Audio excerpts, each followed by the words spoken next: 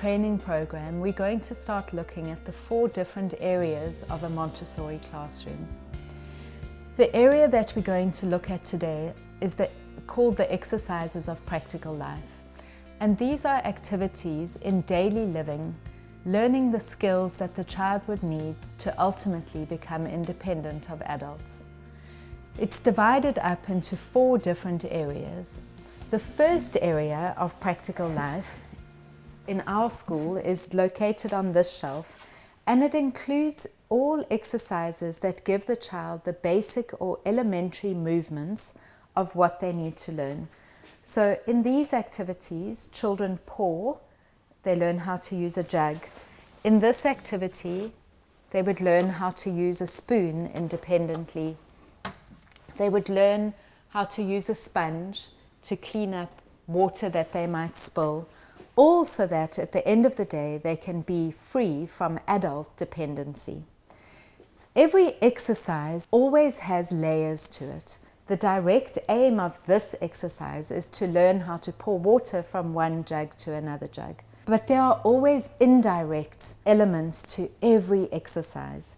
So when a child has to hold a jug to pour water, this has a weight to it, and that helps strengthen the muscles in their hand, which is important for later on when they need to write, and it's to develop concentration for the child.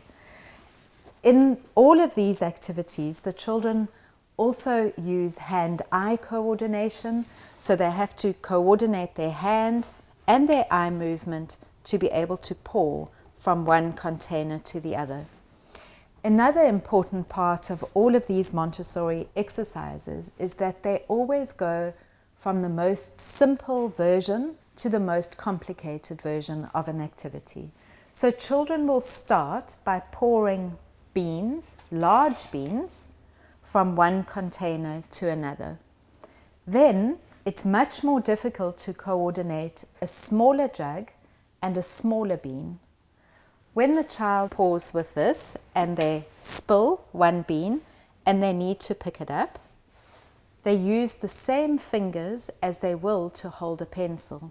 So again, that indirect preparation is there. But it's much easier to pick up a large bean than a small bean. So it always becomes more complicated. And then it's more complicated pouring smaller beans, and then becomes more difficult pouring water from one jug to the other. And when they pour the water, they then have to learn how to use a sponge.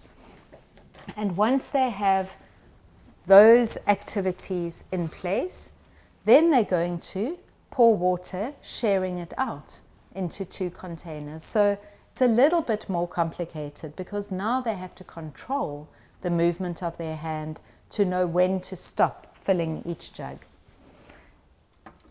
And an even more complicated part after that is going to be pouring water through a funnel. And to do this activity, their hand-eye coordination, their concentration, and the strength of their hand needs to be developed in order to do this successfully. When the children do transferring activities, it follows the same sequence. They first transfer beans using a big spoon from one container into the other. They then will learn how to use a sponge properly by transferring water using a sponge, seeing that the sponge absorbs the water, and they take it and they squeeze. And it's a preparation for writing, because in order to use these muscles to write accurately, you need the big muscles to be strong. So another example of that is in this activity, where they first start off transferring water using a big baster. And you can see that we've gone from using the whole hand with the sponge to using all the fingers. And after this activity, they're going to do a more complicated one, which is using a tiny dropper. And that's using exactly the same fingers as we use to hold a pencil. So all of these activities develop basic movements and skills in the child. Another part of the exercises of practical life is learning how to care for the classroom and care for the environment, as well as care for themselves. So these are known as dressing frames, and they are in all different fastenings. So you have buttons, you have zips, you have bows, you have laces. And with this activity, the child can systematically learn how to be independent when they get dressed. Other activities that we encourage the children to do for themselves to be independent is things like learning to brush their teeth, learning to clean their shoes and do their shoelaces, all things that will help them progress. Activities related to looking after the environment will be an activity such as this, where the children learn how to use a brush and pan and sweep up any messes that they've made. They learn how to polish the furniture, they learn how to clean the mirror, they learn how to use pegs and use those and help take care of the environment that they live in.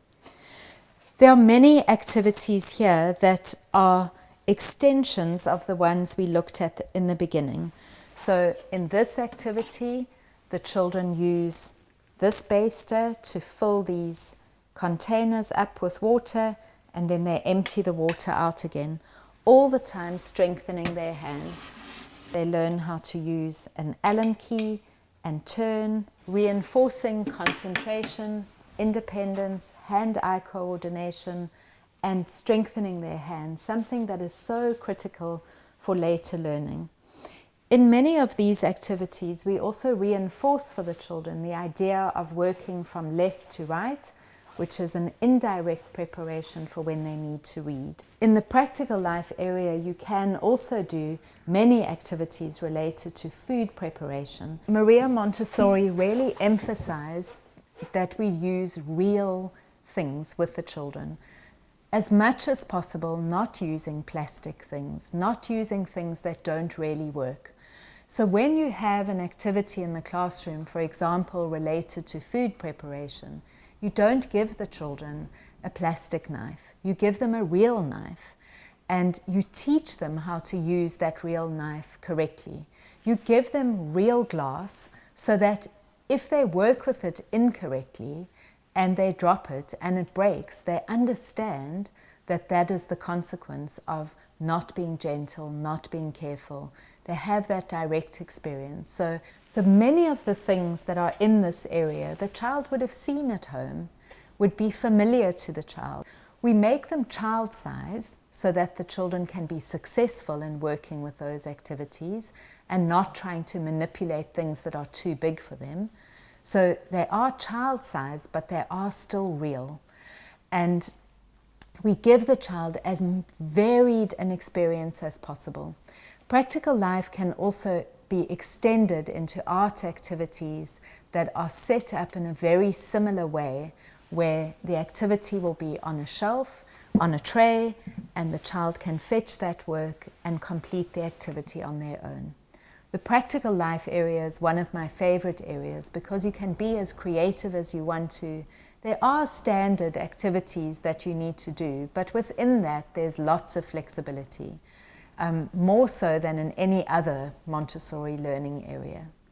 So practical life is about independence, developing all the foundational skills that children will need later on. Skills like concentration, skills like their creativity, skills like hand-eye coordination and working from left to right, and learning to extend their learning into unknown areas, more complicated areas, and really refine the skills that they need.